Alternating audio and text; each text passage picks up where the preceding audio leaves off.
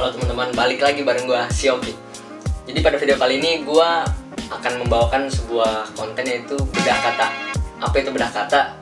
Dalam konten ini gua akan mencari sebuah kata, kemudian di depan kata tersebut akan gua letakkan huruf A sampai Z. Jika kata tersebut memiliki arti, maka akan gua bedah. Oke, langsung aja. Kata yang pertama yaitu kata alam. Jadi kata alam itu menurut KBBI artinya ada beberapa bagian. Di sini gue akan menjelaskan kata alam menurut KBBI. Kata alam dengan arti pertama yaitu segala sesuatu yang ada di langit dan di bumi. Nah, itu namanya alam, atau bahasa lainnya alam semesta. Kemudian arti alam berikutnya yaitu lingkungan hidup. Kata ini akan cocok bila kita gunakan dalam satu kalimat, cintailah alam. Maksudnya apa? Cintailah lingkungan hidup. Dengan cara apa? Ya, contoh sederhananya itu ya kita buang sampah pada tempatnya.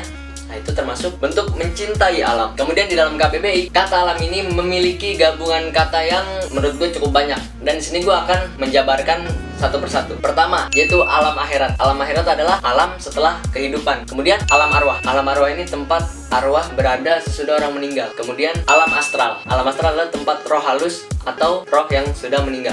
Sebagai contoh, banyak film-film horor yang ada adegan astral. By not advancing himself, stays the further ahead of himself.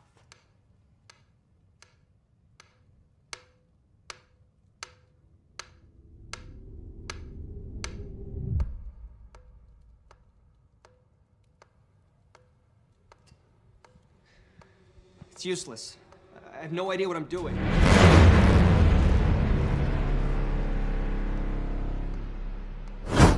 Setelah gue mencari di Wikipedia, kata astral itu memiliki makna, yaitu proyek astral atau perjalanan astral adalah istilah yang digunakan dalam esoterisme untuk menggambarkan pengalaman keluar dari tubuh atas keinginan sendiri yang diduga sebagai suatu bentuk dari telepati yang mengasumsikan adanya jiwa atau kesadaran yang disebut tubuh astral yang terpisah dari tubuh fisik dan mampu melakukan perjalanan keluar ke seluruh penjuru alam semesta. Kok gue bahas ginian merinding ya? Ini nih kalau syuting tengah malam nih. Setelah gua googling juga, di WikiHow itu ada dijelaskan cara untuk melakukan proyek astral ketika seseorang melakukan perjalanan keluar tubuh, out of body experience, setelah tubuh halus meninggalkan tubuh kasar dan memasuki dimensi astral. Beberapa orang pernah mengalami hal ini sewaktu sakit atau mati suri. Tetapi proyeksi astral bisa dilakukan dengan membuat intensi. Jadi di WikiHow menjelaskan step by step bagi kita yang ingin melakukan proyek astral. Kalau gue sih ya nggak mau nyoba, soalnya kalau kayak di film-film gitu kan, tubuh halus kita keluar, nanti kan tubuh kasar kita nih, kalau di film ya itu bisa ada yang ngisi dan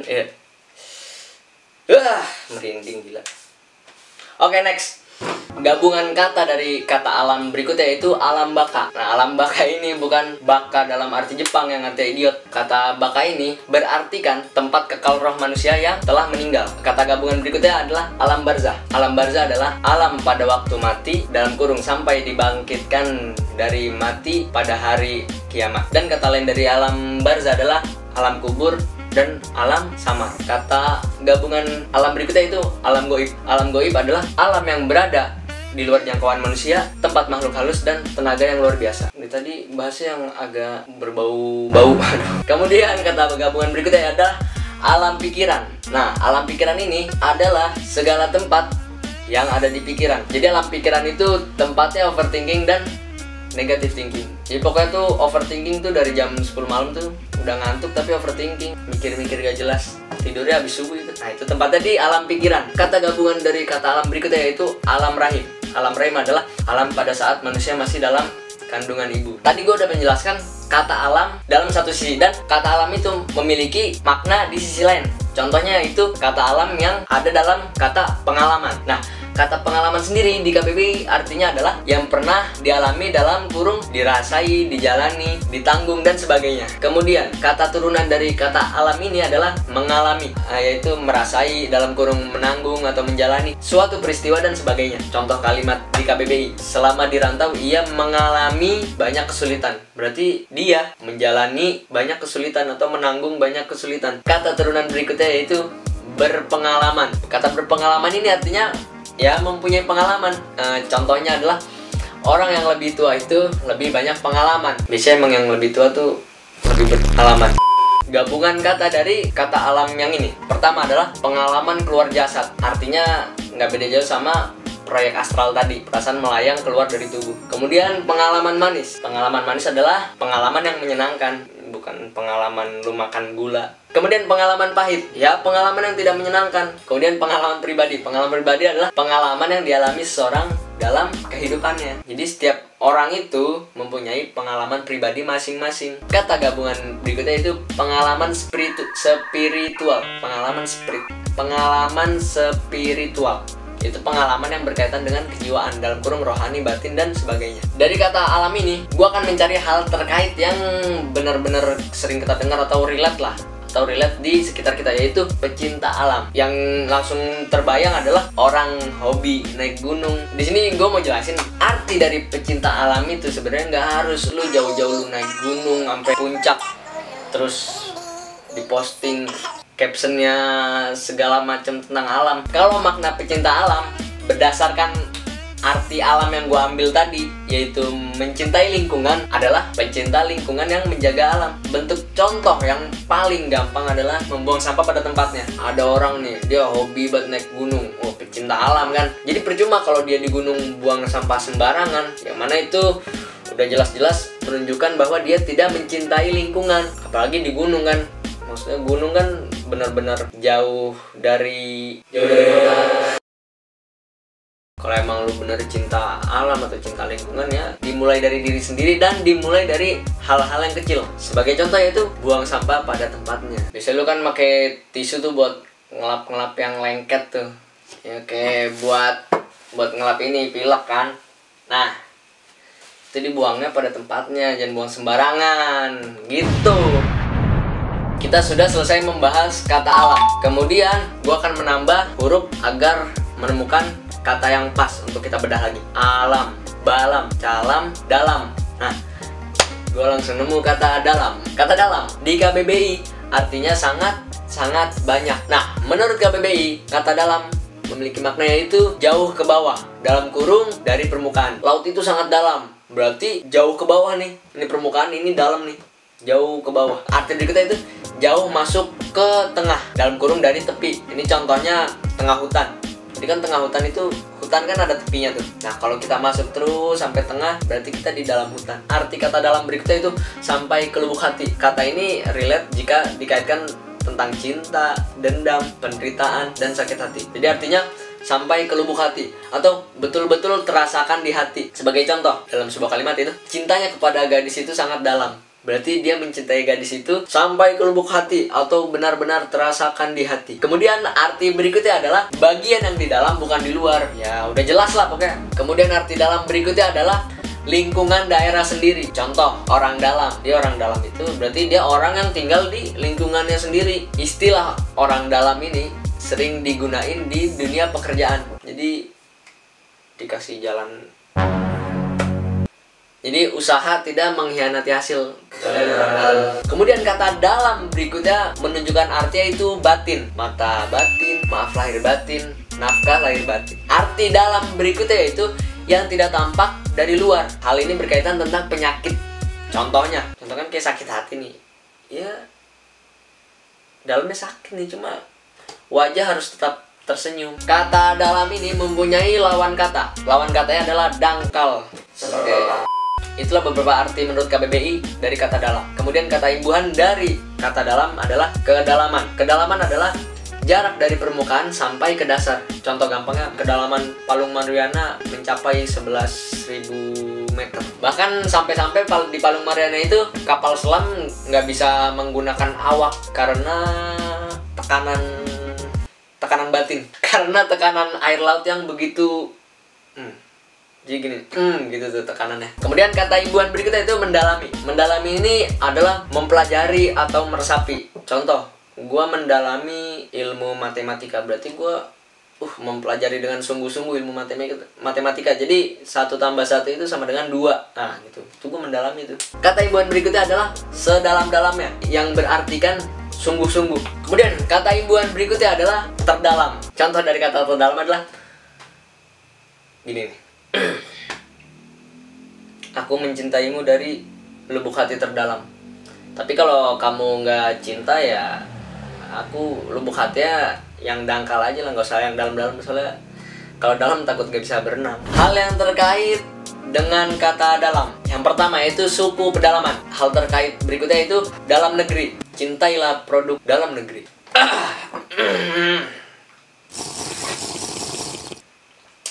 Hal terkait berikutnya itu luka dalam. Luka dalam adalah luka yang tak terlihat, seperti hati yang dicampakkan. Kemudian hal berikutnya yaitu tenaga dalam. Tenaga dalam tuh kayak itu adalah ritual ngeden. Jadi tenaga dalam itu kayak Chidori atau Rasengan. Nah itulah tenaga dalam tuh. Di sini gue menemukan tenaga dalam menurut Wikipedia. Yaitu, di dalam Wikipedia, tenaga dalam adalah suatu konsep yang populer dalam masyarakat Melayu di Asia Tenggara, terutama di Indonesia dan Malaysia. Tenaga dalam dianggap suatu tenaga manusia yang mempunyai kekuatan luar biasa. Pada dasarnya, setiap orang memiliki apa yang disebut dengan tenaga dalam. Hanya saja mereka tidak mengetahuinya bagaimana cara membangkitkan atau mengembangkannya. Tenaga dalam itu sudah ada sejak manusia dilahirkan. Waduh, jadi kita lahir tuh udah punya tenaga dalam gitu. Tetapi tenaga itu masih pasif dan sewaktu-waktu akan bangkit bila orang tersebut dalam keadaan panik, tidur berjalan, hipnotis atau kekuatan yang luar biasa. Waduh, biasanya dalam keadaan panik sih orang kayak punya kekuatan super gitu. Contoh dari Wikipedia ya, seorang yang takut kepada anjing akan memiliki kemampuan yang luar biasa dalam berlari, menghindari kejaran anjing yang berlari cepat. Waduh, bila terdesak, orang tersebut dapat melompati tembok setinggi 2 meter. Gila, 2 meter tinggi loh.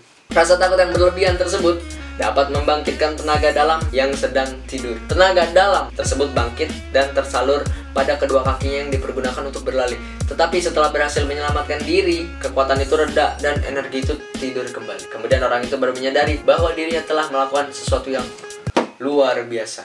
Seperti itu tenaga dalam menurut Wikipedia. Hal terkait dengan kata dalam berikutnya adalah bagai duri dalam daging. Ini adalah peribahasa yang memiliki makna sesuatu yang membuat hati selalu tidak nyaman. Kemudian hal yang terkait dengan kata dalam berikutnya itu pakaian dalam, baju dalam, celana dalam. Kok agak mulai dalam-dalam gitu ya? Oke, hal terkait dengan kata dalam berikutnya adalah tembak dalam. Nah, gini, jadi di dalam game PUBG itu, misalkan lo dapet flare gun, itu alangkah baiknya itu ditembak di dalam zona agar membuahkan hasil berupa airdrop. Daripada tembak keluar jadi mobil kecoa kan, nggak kepake, mending tembak dalam.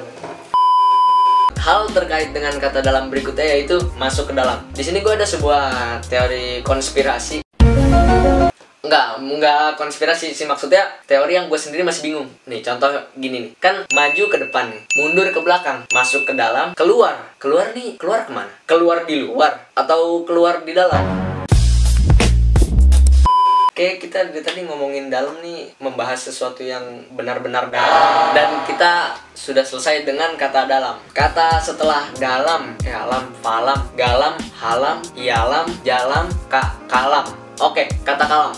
Kata kalam di KBBI dijelaskan artinya adalah perkataan. Kemudian arti berikutnya berkata, yaitu sifat yang wajib bagi Allah Subhanahu wa Ta'ala. Hal terkait dengan kata kalam yang sering kita dengar adalah kalamullah. Kita akan bedah kata berikutnya. Setelah huruf K, huruf L, lalam, L, M, malam. Oke, langsung nemu kata malam. Oke, yang malam-malam nih asik. Kata malam itu menurut KBBI artinya adalah waktu setelah matahari terbenam hingga terbit. Jadi dusk till dawn. Lawan kata dari kata malam adalah siang. Kata turunan dari kata malam yang pertama adalah bermalam. Di KBBI bermalam artinya adalah menumpang tidur atau menginap. Contoh, karena hotel sudah penuh, saya bermalam di stasiun. Sebenarnya contohnya agak kurang pas sih. Kalau contoh yang pas tuh gini nih, kayaknya udah terlalu malam untuk pulang deh. Kamu bermalam di stasiun. Ya lancar banget ya gue ngomong kayak gini. Jadi teori untuk ngomongnya itu harus paham dulu. Nanti tinggal eksekusi. Kata turunan berikutnya adalah kemalaman. Kemalaman itu kena malam atau terlalu malam. Jangan terlalu malam ya pulangnya.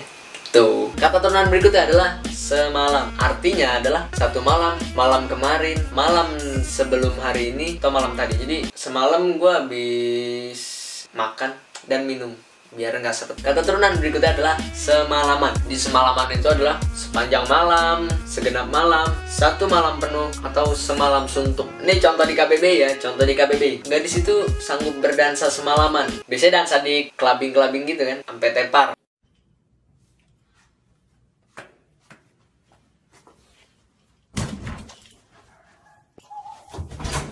Contoh berikutnya dari kata semalaman menurut KBBI, yaitu ia baru bangun pukul 11 malam karena semalaman tidak dapat tidur. Wah, ini nih contohnya relate banget emang. Pokoknya gara-gara overthinking ini dah. Ya overthinking itu kita memikirkan sesuatu yang sebenarnya nggak harus kita pikirkan. Jangan ngada-ngada lah sama otak lu sendiri. Jadi sebenarnya ini nggak terjadi nih karena lu pikirin, jadi kayak wah nanti kalau terjadi kayak gimana nih, bla bla bla bla bla bla.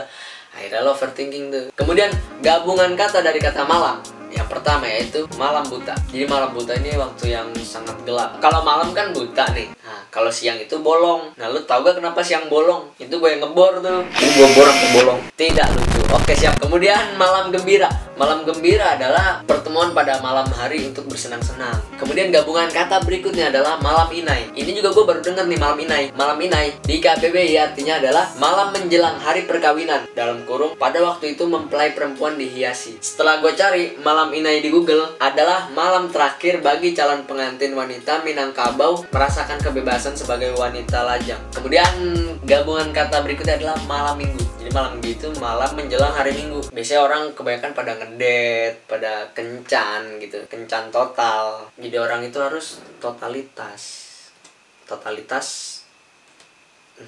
Jadi kalau orang nolep nih malam minggu ya dia main HP sambil dicas, denger lagu, scroll sosmed, itu tuh akhirnya overthinking.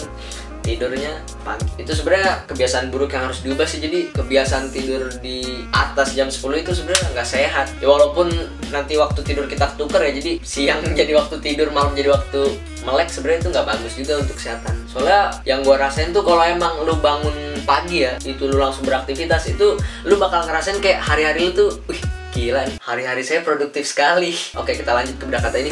Gabungan kata berikutnya adalah malam panjang. Malam panjang ini bisa diartikan malam minggu atau malam menjelang liburan. Tadi gabungan kata dari kata malam, sekarang adalah hal-hal yang terkait dengan kata malam. Yang pertama itu pasar malam. Hal yang terkait dengan kata malam berikutnya adalah kupu-kupu malam. Nah, kupu-kupu malam ini artinya tunasusila atau pelacur. Ini kalau pelacur kan agak kasar ya. Ini kalau misalnya ada cewek ini kelakuannya nggak bener, dasar kamu tunasusila. Dan setelah gue cari asal-usul kata kupu-kupu malam di Quora, gue menemukan ada orang yang membuat artikel, yaitu kupu-kupu malam merupakan kata kiasan, istilah yang digunakan untuk menyebut wanita tunasusila atau pekerja seks komersial, atau kasarnya adalah wanita pelacur yang pekerjaannya adalah menjajakan diri. Tidak diketahui pasti siapa yang menciptakan dan kapan dicetuskannya istilah kupu-kupu malam tersebut. Yang jelas, istilah kupu-kupu malam digunakan karena merujuk pada seseorang yang indah seperti kupu-kupu, namun kupu-kupu tersebut hanya dinikmati semalam saja. Jadi seperti itu asal-usul dari kata kupu-kupu malam. Emang kata malam ini cukup asik sih dibahas. Kemudian hal terkait dengan kata malam berikutnya adalah keluar malam. Jadi biasanya orang keluar malam tuh nyari angin. Soalnya dia di rumah itu, rumahnya nggak ada oksigen, jadi dia keluar nyari angin. Padahal lagi COVID. Hal terkait berikutnya begadang malam. Ya, ini kayak gue nih, bikin video ini begadang. Sekarang jam 3 udah. Jam 3 subuh. Udah sepertiga malam ini. Nah kan kalau malam begadang ya namanya. Kalau siang itu apa? Kalau siang itu bekerja ya. Hal terkait berikutnya adalah piket atau shift malam. Biasanya ini buat ini sih, satpam atau security tuh. Biasanya ada shift-shiftan malam atau piket malam. Kemudian hal terkait berikutnya pulang malam. Pulang malam kayak Bang Toy. Kemudian hal terkait dari kata malam berikutnya adalah ronda malam. Jadi ronda malam itu outfitnya biasanya kayak sarung, bawa senter. Terus tiap jam 1 bunyi tiang listrik tuh, tong, apa bunyi tiang listrik sekali.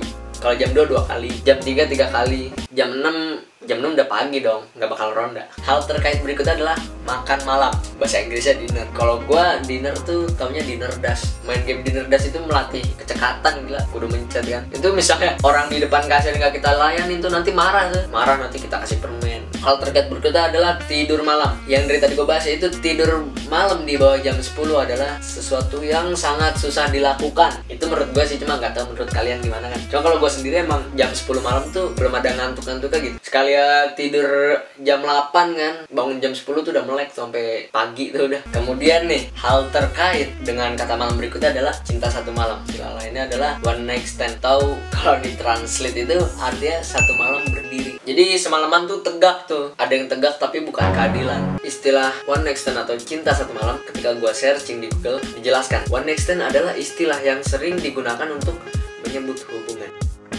yang dilakukan dengan seseorang hanya 1 malam saja. Artinya tak ada hubungan jangka panjang atau pendek. Pelaku one night stand terkadang bahkan tak mengenal siapa orang yang diajak. Mungkin biasanya di clubbing gitu kan, kalau udah kondisi setengah sadar atau kalau udah mabok ya gitulah.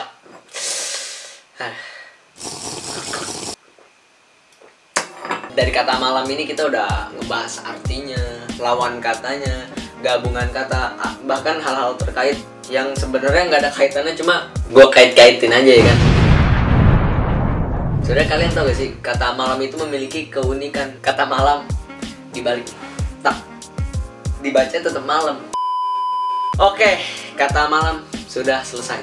Kemudian setelah huruf M, huruf N, nalam, huruf O, walam, P, palam, Q, kalam, R, ralam. Ralam nggak ada juga. S, salam. Nah, kita langsung nemu kata yang akan dibedah berikutnya, yaitu kata salam. Artinya menurut KBBY edisi 5 yaitu damai. Kemudian arti berikutnya pernyataan hormat. Arti berikutnya adalah ucapan salam, yaitu assalamualaikum. Nggak jawab dosa. Kata turunan dari kata salam adalah bersalaman, jadi saling menyalami, ya berjabat tangan lah. Next, gabungan kata dari kata salam yang pertama adalah salam hormat. Jadi salam sebagai tanda hormat. Kayak lu salam sama guru itu sebagai tanda lu menghormati guru. Kemudian salam takzim. Jadi kalau tadi salam hormat, ini salam takzim, jadi sangat amat hormat. Jadi kalau udah salam takzim itu biasanya sampai nundukin sampai kayak gini. Sampai gitu tuh. Nah, itu salam takzim. Nah, kemudian gabungan kata berikutnya adalah salam tempel. Ini di KBB ya dijelaskan nih salam tempel. Apa sih yang dimaksud dengan salam tempel? Nah, salam tempel adalah salam yang disertai dengan uang atau amplop berisi uang dan sebagainya yang diselipkan dalam tangan orang yang disalami. Gue baru tahu kalau ini namanya salam tempel. Jadi biasanya nih salam tempel nih terjadi saat acara kondangan atau hajatan. Soalnya gue pernah kan menghadiri acara kondangan, terus ya gue ke orang tua mempelai gitu, gue salaman kan, gue kira ya niatnya salaman aja kan. Pas gue salaman, ini tangan gue nih, ini tangan dia. Pas gue salam tuh tangan dia kayak gini nih, set, kayak seperti ingin mengambil sesuatu dari tangan gue. Padahal tangan gue kosong, gila. Kayak salam bercanda gimana sih tangan lu kayak di kayak di gitu lah. Dan itu gue baru nyadar. Oh, berarti kalau salaman kayak gitu tuh harusnya lu ada amplopnya nih atau ada uangnya gitu. Jadi pas tangan dia gini tuh maksudnya ngambil uang. Nah, biasanya salam tempel nih kalau lu masih punya nenek ya. Nenek tuh kalau sayang, nenek atau kakek ya, kalau sayang sama cucu tuh pasti setiap lu ke rumahnya tuh lu langsung salam tempel. Assalamualaikum nek. Langsung kasih duit. Ya goceng lah buat jajan. Nah, kata salam selesai, kemudian kita langsung ke kata berikutnya. Habis huruf S, huruf T. Talam. Nah, kata talam itu arti menurut KBBI adalah bentuk tidak baku dari tampan. Jadi yang tampan itu bakal kalah sama yang mapan.